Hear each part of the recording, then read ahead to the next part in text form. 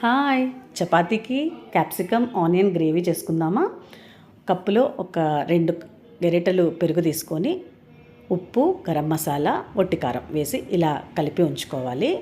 Next stove పైన cooker పెట్టుకొని 3 spoon of oil, పచ్చిమిర్చి ముక్కలు, తెల్లవాయి ముక్కలు వేగిన తర్వాత పల్చగా పొడుగ్గా తరిగి పెట్టుకొని ఉండాలండి ఆనియన్స్ అండ్ క్యాప్సికమ్. ఆనియన్స్ వేసి ఒక కొద్దిగా మగ్గిన తర్వాత నెక్స్ట్ క్యాప్సికమ్ ముక్కలు కూడా వేసి అవి కూడా ఒక 2-3 సార్లు అలా మగ్గించుకొని కోర్సుగా గ్రైండ్ చేసి పెట్టుకున్న పల్లీల పౌడర్ అండి, ధనియాల పొడి, జీలకర్ర పొడి, వేయించిన పల్లీలు కోర్సుగా చేసుకోవాలండి. ఎందుకంటే పౌడర్ లాగా అయిపోతే అది బాగుండదు, ముక్కగా తగులుతూ ఉంటే బాగుంటుంది. ఇప్పుడు కలిపి పెట్టుకున్న పెరుగును, కొద్దిగా water, Kasturi methi and next ఫైనల్గా కొత్తిమీర యాడ్ చేసి మొత్తం అంతా కలిపేసి కుక్కర్ మూత పెట్టేసి 3 విజిల్స్ వస్తే సరిపోతుందండి. అయిన తర్వాత ఇలా గ్రేవీ రెడీ అయి ఉంటుంది.